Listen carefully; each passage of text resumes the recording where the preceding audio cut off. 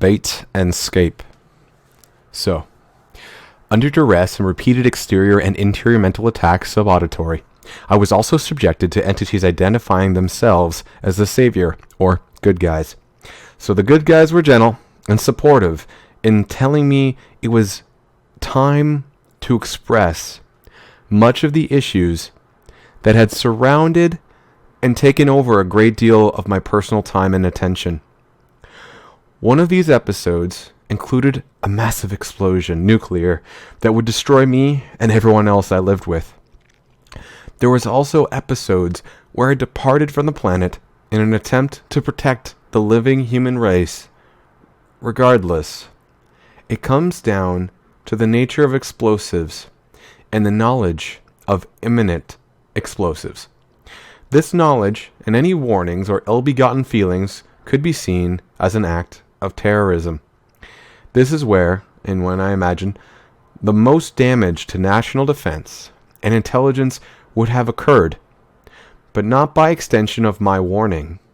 Instead, I imagine in the complexity and possible legitimacy, which is only possibly, of my claims is based on first-hand accounts and experiences by which any entity with a refined knowledge of neurochemistry, behavioral psychology, and successful interrogation tactics could have induced the vast majority of the experiences I endured, including sensations of extra-dimensional beings.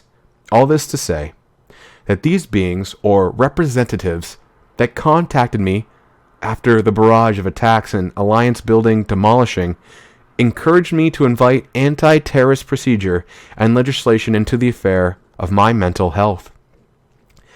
Now, this could have been for public good, but these processes, the beginning to the end, inferred large, sweeping changes to injustice and to any process that was in need of changing, deemed arbitrarily. I had great ideas. They had specific ones.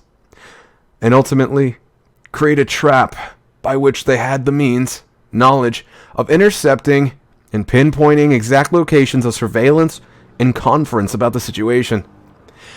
In essence, some force or body attacked, assailed, and harmed a peaceful and private man, forcing him to enact or demand aid that would allow these highly technical and surprisingly organized persons to definitively observe and possibly further investigate or spy on the people who are authorized to decide and help those suffering through red flag terrorist activity.